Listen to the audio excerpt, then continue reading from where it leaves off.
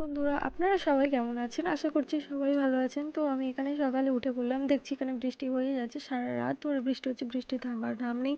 তো তারপরে সকালে এখানে উঠে আমি ফুলগুলো তুলে নিলাম। আজ বৃহস্পতিবার, তাই ঠাকুরঘরে ঠাকুরমশাই আসবেন। তো আমাকে এখানে পরিষ্কার করে নিতে হবে, যে বাসনগুলো আছে এগুলো আমি পরিষ্কার করে নেব। আমার পরিষ্কার করা হয়ে গেলে এখানে আমি সমস্ত কিছু জোগাড় করে নিলাম, ঠাকুরঘরে যা কিছু লাগে। তো এখানে লেবু, বাতাবি লেবু আর আপেল কেটে রেখেছি। এখানে পেয়ারা দেওয়ার কথা ছিল, ঘরের গাছের পেয়ারা, কিন্তু সেটা আমি দিতে পারলাম না, আমি রেখে দিয়েছিলাম খুবই আশা করে। সেটা মা তুলে নিতে বলেছিল আগের দিন, আমি তুলে নিই, আপনাদেরকে দেখিয়েছি। তো সেটা কিছুতে খেয়ে নিয়েছে, তো তাই তার জন্য দিতে পারলাম না, মন খারাপ হচ্ছে একটু। তারপরে এখানে আমি সব কিছু জোগাড় করেছি। তো এখনও ঠাকুরমশাই আসেনি, এসে যাবেন।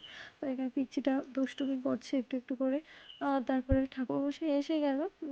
তো এখানে পুজো করছিল। এখানে আমি সমস্ত কিছু রেডি করে দিয়েছি, মানে আম পাতা দিয়েছি, ডাবটা দিতে পারিনি, গাছে ওঠার জন্য কেউ নেই, তো ডাব পাড়া যায়নি। তারপরে ঘটে সিঁদুরও লাগিয়ে দিয়েছি। আর এখানে একটা বৌদি পুজো দিতে এসছে মা মনসাকে উদ্দেশ্য করে। আপনারা বলবেন যে মা মনসাকে কেন পুজো দিতে এসছে?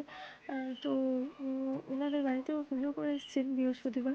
তো এখানে উনি বলছেন যে ওনার ছেলে বাইরে কাজে গিয়েছে, তো এক জায়গায় নতুন জায়গায় কাজে গেছে, সেখানে শুধু নাকি সাপকেই দেখছে, তো তার জন্য মা মনসাকে পুজো দিতে এসেছেন। এখানে ঠাকুরমশাই আরতি করা হয়ে গেলে এখানে যে কাশি বাজাবো যখন, তো আমার ছেলে আমার থেকে কাশিটা নিয়ে নেবে।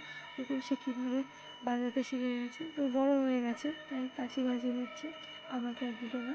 তো ঠাকুরমশাই যখন পুজো করে চলে যাওয়ার পরে আরতি তার শিখা যখন তাকে আমি নিতে বলি, তো সে এইভাবে শিখাটি নিয়ে নিল। অনেক বড় হয়ে গেছে, বড়দের মতো করে। তো তারপরে আমি এখানে ঠাকুরের সমস্ত কিছু বের করে নিয়ে পরিষ্কার করে বেরিয়ে এলাম। তো সমানে দেখুন বৃষ্টি হয়ে যাচ্ছে। তারপরে এখানে মুসুর ডাল শেষ হয়ে গেছিলো, তাই এটাকে কেটে আমি কৌটোর মধ্যে তুলে রাখলাম। তো মা বানাবো বললাম, রান্নাতে কী করব?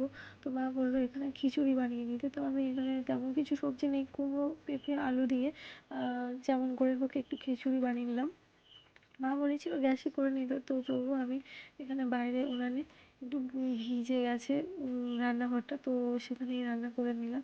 তারপরে খিচুড়ি হয়ে গেল, তো এখানে একটু ঘি দিয়ে, 2 চামচ ঘি দিয়ে আর করে নিলাম, খাওয়ার জন্য রেডি করে নিলাম। তারপরে পাঁপড় ভাজা আর খিচুড়ি দিয়ে আজকে খেয়ে নিলাম। তো আমার ভিডিওটি কেমন লাগছে আপনাদের একটু লাইক করবেন, শেয়ার করবেন, কমেন্ট করবেন এবং অবশ্যই করে আমার চ্যানেলটিকে সাবস্ক্রাইব করবেন। এটাই আমার অনুরোধ আপনাদের কাছে।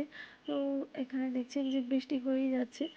তারপরে ছেলে ঘুমোলো না দুপুরবেলাতে, তো এখানে ও দুষ্টুমি করছিল সারাক্ষণ। তারপরে এখানে একটু দেখালাম যে সন্ধ্যা হয়ে এসছে, আমি সন্ধ্যা দিয়ে নিলাম। তারপরে একটু রাতের খাবার করে নিয়ে শোয়ার জন্য রেডি হলাম। তো এখানে দেখুন সেই বৃষ্টি হয়েই যাচ্ছে, কিছুতেই থামছে না। ভিডিওটি এন্ড করলাম, টাটা।